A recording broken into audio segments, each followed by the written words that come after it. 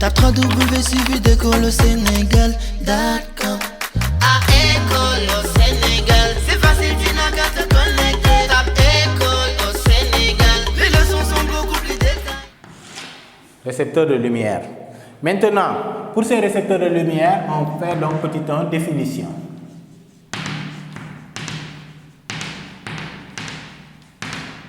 Définition. D'abord, on va voir donc c'est quoi qu'appelle-t-on récepteur. On appelle récepteur de lumière tout corps ou dispositif sensible à la lumière. On appelle récepteur. On appelle récepteur de lumière.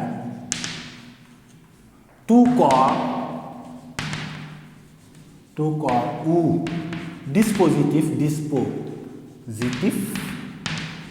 tout corps ou dispositif, donc tout corps ou dispositif sensible à la lumière, tout corps ou dispositif sensible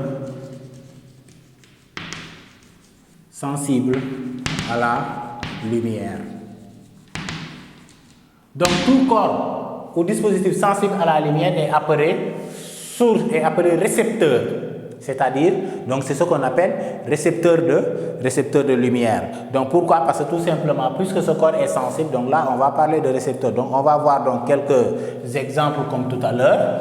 Donc là aussi, on va essayer de travailler sous forme de tableau. Je mets donc petit 2,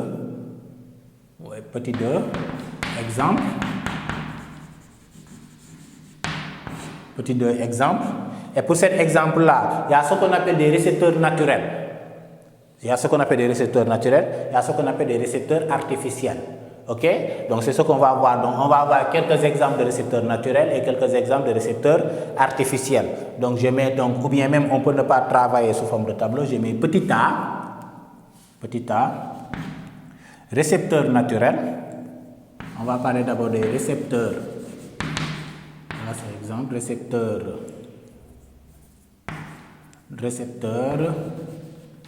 naturel.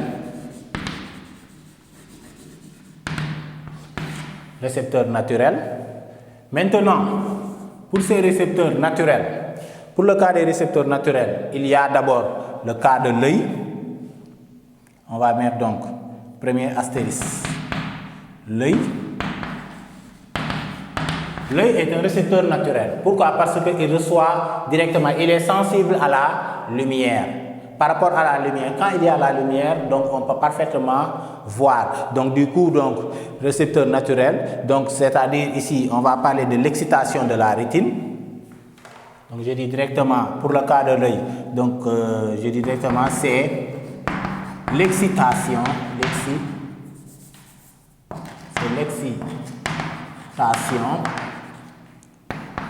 de la rétine. C'est l'excitation de la rétine. Pour le cas de l'œil, quand il y a l'excitation de la rétine, donc là, ici, on parle de récepteur naturel. Donc parce qu'il reçoit directement. Il y a aussi le cas de la peau. La peau aussi.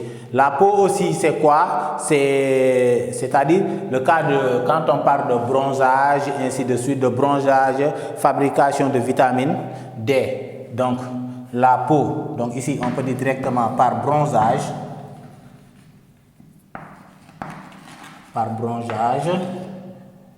virgule, fabrication de vitamine D, par bronzage ou bien fabrication de vitamine D. Après le cas de la peau, il y a aussi le cas des feuilles de plantes vertes qu'on appelle c'est-à-dire qu'on appelle la phytosynthèse. Hein. Je mets encore un autre astérisque. Feuilles des plantes vertes. Feuilles de plantes vertes. Feuilles de plantes vertes,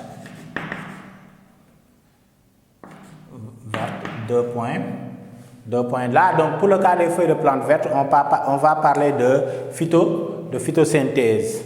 Feuilles de plantes vertes, je mets 2 points. 2 points. La photosynthèse. La synthèse.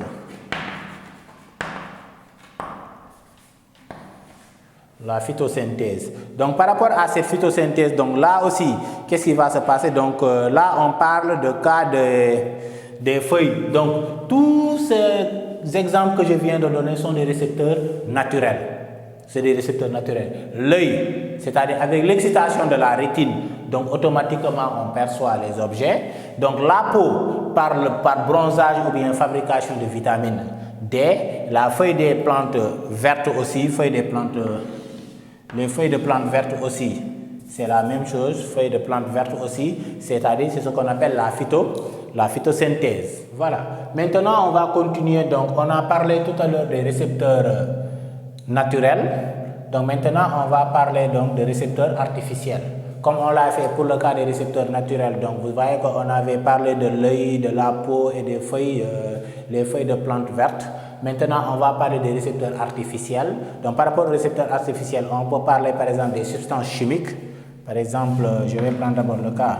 Je dis les substances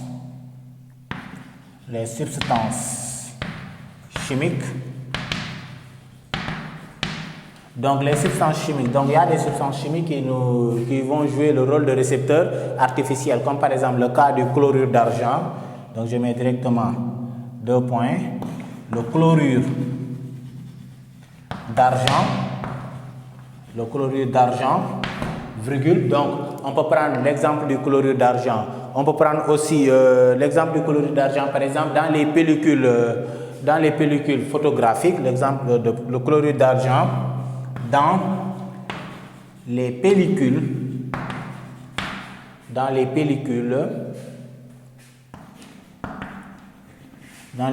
photographiques,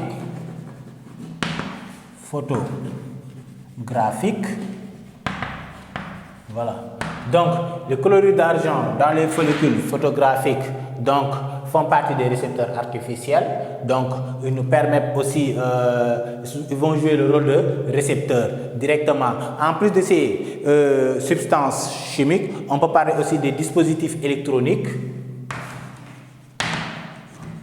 Dispositifs électroniques.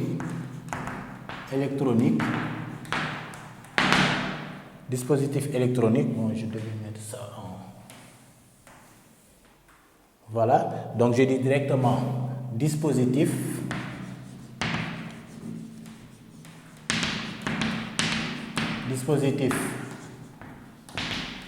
électronique. Voilà. Et pour le cas des dispositifs électroniques, donc on peut prendre par exemple l'exemple de photodiode. Par exemple, je peux dire directement photodiode.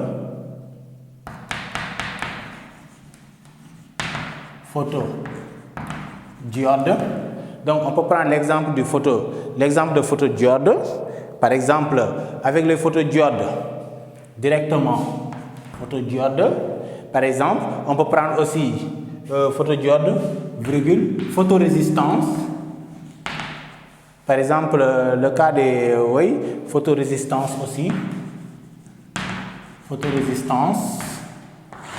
Donc tout ça font partie des dispositifs électroniques. Ok, pour les dispositifs électroniques aussi, ce sont des récepteurs artificiels. Parmi ces récepteurs artificiels, on peut voir les photodiodes, on peut voir par exemple les photorésistances. Après ça, donc, autres. Et même maintenant, quand on parle d'autres, là, on va parler par exemple des lunettes photosensibles. Par exemple, là, on peut parler de lunettes photosensibles. Voilà, on peut parler de lunettes photosensibles. Avec les lunettes photosensibles aussi, directement, on peut avoir, voilà, on peut parler de lunettes photosensibles Avec des lunettes photosensibles, donc là aussi on peut faire ce qu'on appelle aussi le cas des récepteurs artificiels. Donc pour les récepteurs artificiels, on a quoi? On a ce qu'on appelle les substances chimiques. On a aussi ce qu'on appelle les dispositifs électroniques et on a ce qu'on appelle autres corps comme par exemple les lunettes photosensibles et autres. Donc c'était ça qu'on pouvait voir sur le cas des sources et récepteurs de lumière. Maintenant on va passer directement aux exercices. www.suividecolosénégal.com. À École